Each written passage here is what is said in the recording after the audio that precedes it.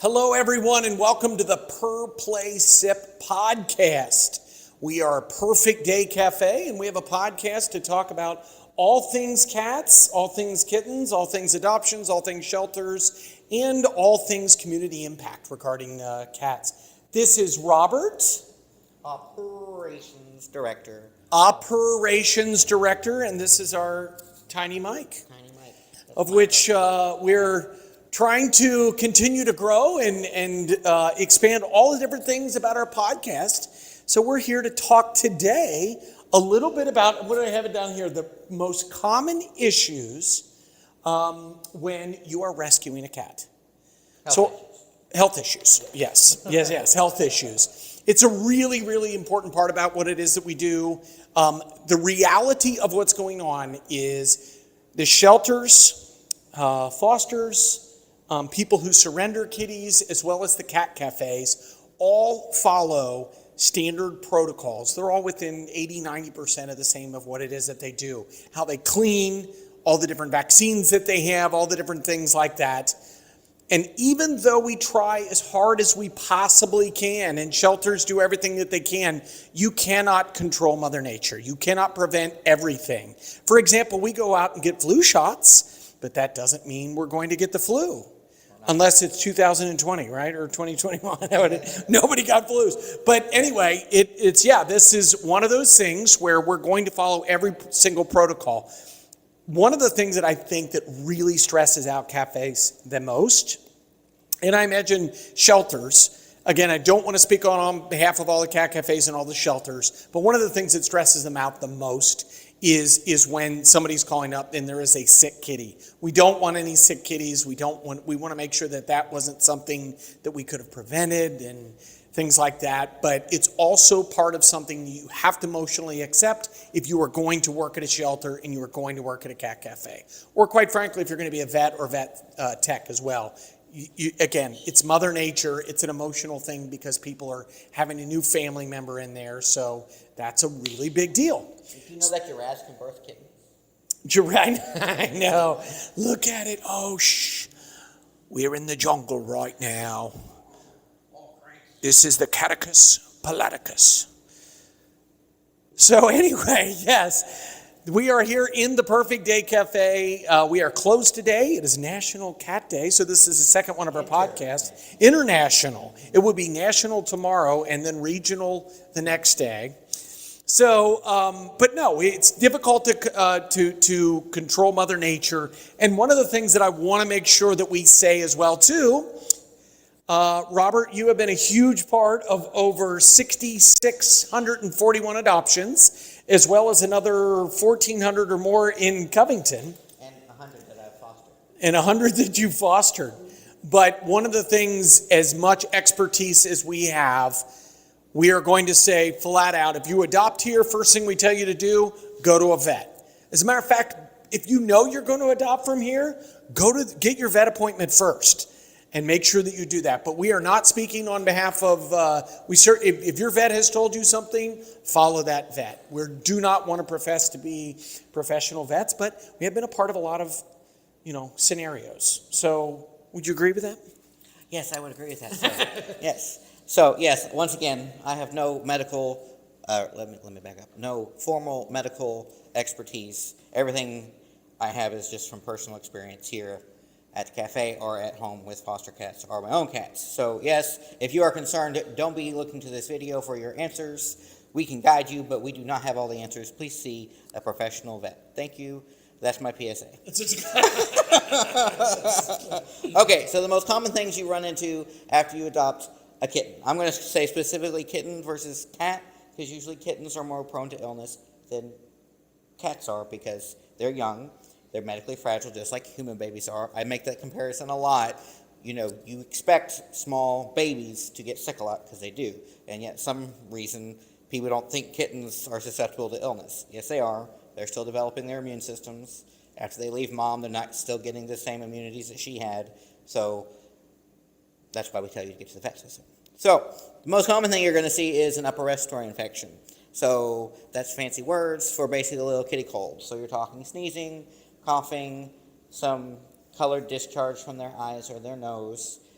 what I'm going to stress most about this whole podcast is what most people are afraid of when they talk about sick kitties is they don't know or understand what's going on, and the unknown is scary.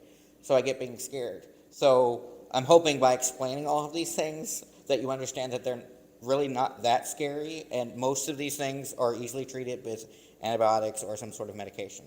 So I'm also going to say that doesn't mean it can't be serious. It can. So please do see a vet. Thank you. So if you have an upper respiratory infection, it's just like a person. It's basically a little cold. You go to the doctor. They see if it's bacterial. If it is, they give you an antibiotic, and then you're better. So yes, it sucks to have to go to the vet, but it's not a lot of work to get your kitty better again. And of course, we often make the comparison that a cat cafe room is a lot like a daycare.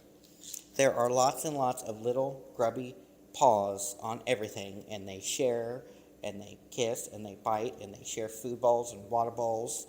So things are going to get passed, just like at a daycare. So, you have one kid with chickenpox, now they all have chickenpox.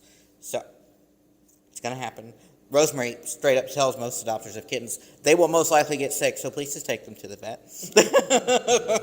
Thank you so much.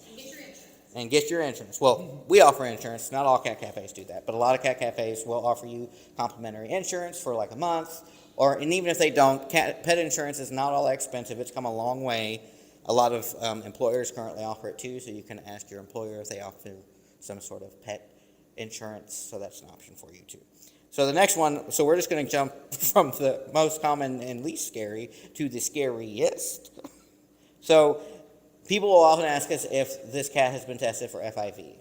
So for those of you who don't know, FIV is feline immunodeficiency virus, much like HIV is human immunodeficiency virus. So, yes, that sounds terrifying because you immediately jump to AIDS in people. Okay, not the same. The only thing FIV means is their immune system is weaker. That doesn't mean that they will get sick. It just means it's easier for them to get sick. So, again, you might not ever have to treat it ever. One of our staff members has a 9-year-old cat with FIV, and she's just fine. No problems at all. So, but as far as testing goes, I will say most adult cats will be tested for FIV because it is transferable between other animals. But not other cats, I should say. I shouldn't say animals, cats. Kittens usually are not tested for FIV because very often there are false positives from the mother, the blood interacting with the baby's blood. So if they test positive, they have to stay in the shelter longer, when in reality they likely are not positive. So most of your shelters won't test them because they don't want to have to keep them longer and, keep them from a home. So most vets won't test a cat for FIV until they're 6 months or a year old. So they will test them for feline leukemia, but not FIV. And then this next one is the worst, is FIP. So it sounds like FIV, not the same thing. In fact, I'm not real sure what it stands for. Feline infectious peritonitis. Feline infection peritonitis. Okay, so one thing that COVID has taught all of us, now that we all live in a world that COVID has happened in, FIP is caused by a coronavirus. Now, not all coronaviruses are the same. So just because a cat has a coronavirus does not mean that they will have FIP. The scariest part about FIP is you can't test for it, you can't have a vaccine for it, you can't prevent it, and by the time symptoms appear, oftentimes it's, especially in a kitten, it's too late. It's very sad. We've all experienced cats here at the Cat Cafe who have died due to FIP. It is very sad. Unfortunately, like you were saying before, you can't control Mother Nature. Sometimes bad things just happen. So, but FIP is basically a mutation of a coronavirus in a cat. So just because 2 cats have coronavirus, if it doesn't mutate in one of them, they won't get FIP, but the other one might. So, again, I want to make it seem less scary since you actually know what it is. FIP is not common. Hi, pretty. So you come and comfort us while we talk about very sad things that can happen to kitties. But eye boogers are not eye boogers are not scary. as scary as Yeah. things. If you saw what Robert just did right there, it cleared Yeah, I totally just picked his eye booger. Yeah. It's a habitual thing. I can't stop We will myself. wash hands after this. All right, so then let's talk about ringworm. So if any of you are athletes, you probably are familiar with ringworm because it is not a worm. I know it's easy to think that since it's in the name, and cats can get actual worms. Wrestlers. But ringworm is actually a fungus that's usually caused by very moist conditions. Sorry if you don't like that word. And again, it sounds scary because you don't know what it is. But basically, if a cat has ringworm, you give them some medication for it, it clears up, life goes on. It's a superficial rash in their fur, and it goes away with treatment pretty quickly. Now, if it's not treated, it can get pretty gruesome, but it's easily treatable. So there's nothing to be super stressed about. And then we're going to talk about, okay, so coccidia and giardia are not the same, but they are very similar. And if I'm correct, Rosemary will correct me, it's not coccidia, it's coccidiosis and giardia. Otherwise known as poopy disease. Poopy disease, yes. So, as you might expect, the most common symptom of this is loose stool. So we won't get into really gross descriptions. If you want gross descriptions and pictures, please Google at your own risk. So coccidia and giardia are bacteria, intestinal parasites that people can get. Well, people can get giardia. They can't get coccidiosis, but people can also get giardia. Usually find it in streams where animals have done their business, and then it's not clean, and then you ingest it, and then most people with healthy and most cats with healthy immune systems can have giardia and not even show symptoms. The only reason we're talking about it now is because these are kittens, and their immune systems are not as strong as adult kitties, so that's why you often see it more often in kittens than you do in cats. Right? Right. And now we'll talk about panleukopenia. So panleukopenia, still getting your eye booger, I'm sorry, is a viral disease, so not caused by bacteria. But the good thing about panleukopenia is, I would venture to say 90, 95, 99% of all shelters, the first thing they do when they bring a cat in is give them a vaccine for panleukopenia. So basically, this is much like your ringworm. If they're vaccinated against it and it's treated promptly, it's usually not an issue. Now, once again, with kittens, if they test positive for panleukopenia, it's a little more concerning because they are little and their immune systems are still developing, and they probably have not had their full series of vaccines. Another good thing that coronavirus and COVID have taught us is sometimes you need more than one vaccine to get full, not immunity, but the full protection. So normally you will get 3 vaccines for panleukopenia. So depending on when you get your kitten, they may not have had all 3 yet. So that is something you want to follow up with. Once again, with your vet. We are not vets. Thank you very much.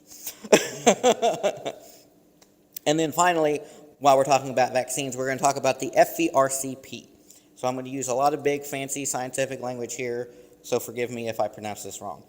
So FVRCP stands for feline viral rhinotracheitis, which is basically URI, calicivirus, and panleukopenia. So that's the most common vaccine that all of your cats you're going to see on their medical paperwork. Oh, and no rhinos were hurt during the making of this vaccine. So I'm sure you've heard of rhinovirus in people. That's usually what causes colds in people. So rhinotracheitis is what causes it in kittens. Calicivirus, again, if vaccinated and treated properly, is easy to control. I've actually had 2 or 3 litter of foster kittens who had calicivirus. The most telling symptom is ulcers on their gums. So if you see that, please contact your vet to see if you should be concerned. But again, you give them some medication. It clears up in a couple weeks. Life goes on. So, do you want to talk about prevention protocols, or do you want me to talk about that? I'll have you talk a little bit about Okay. So what we do here. Specific. Well, yeah, let me talk a little bit about Okay. it on there. Yeah, and thank you, Robert. It's again, like I think what Robert had said, it's one of those detailed situations. It can be one of the more sensitive parts of the situation, and I think it comes from a good point, right? Like you want to take care of the cats, and you don't know.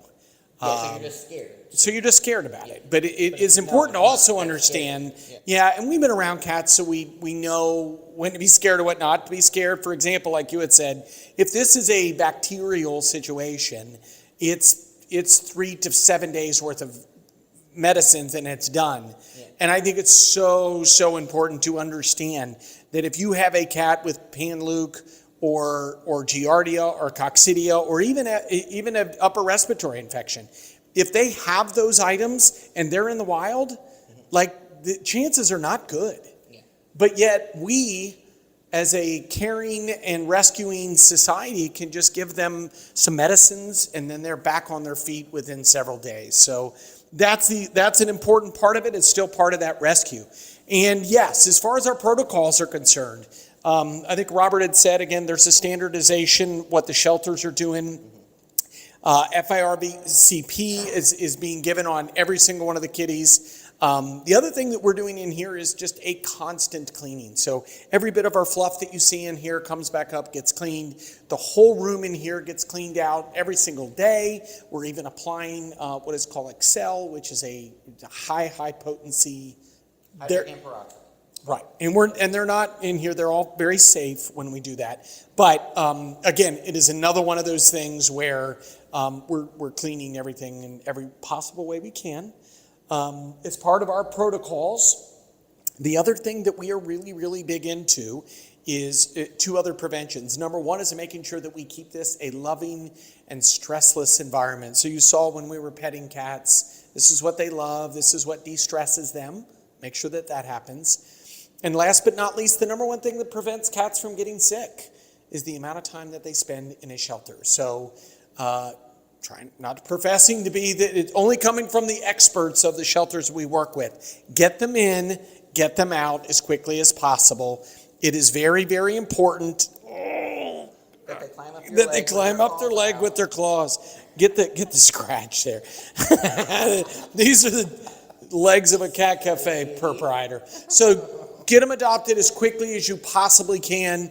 That's one of the number 1 things that we can do in order to make sure that we keep them healthy. And then, of course, get them into your vet. So hopefully these resources have been great. We hope we don't want to scare people, but let's face it, if you go up into Google this whole thing, you're going to get a little bit scared. Calm down first, get to your vets immediately. And again, know that if this is something bacterial, it can absolutely be taken care of. And you are here to help. You are absolutely helping as well, too. And we've even had, again, Robert said something about a few cases of FIP. When you've adopted out almost 8,000 cats, you're going to get it. And when that occurs, you gave a home to that lovely animal instead of it suffering. So it died with love. And come on back in, we take care of everything. But anyway, these are some of the basics that we have, some of the things you need to consider when you are rescuing cats. It is not just I'll go in and buy one and there's a guarantee on the box. It's absolutely something that you need to understand that is a responsibility of rescuing. So hopefully this information has been valuable to you. Please follow us, please share us, where we have lots and lots of other information. We did discuss cats versus kittens in one of our other podcasts that we had that Rosemary and I were doing. So there's a lot of information in here that's kind of intertwined and will make you a better rescuer. It'll help you to be able to impact your shelter, your community, and adopt kittens. So thank you so very much, and have and we are not, yes, disclaimer. Thank you, and have a perfect day.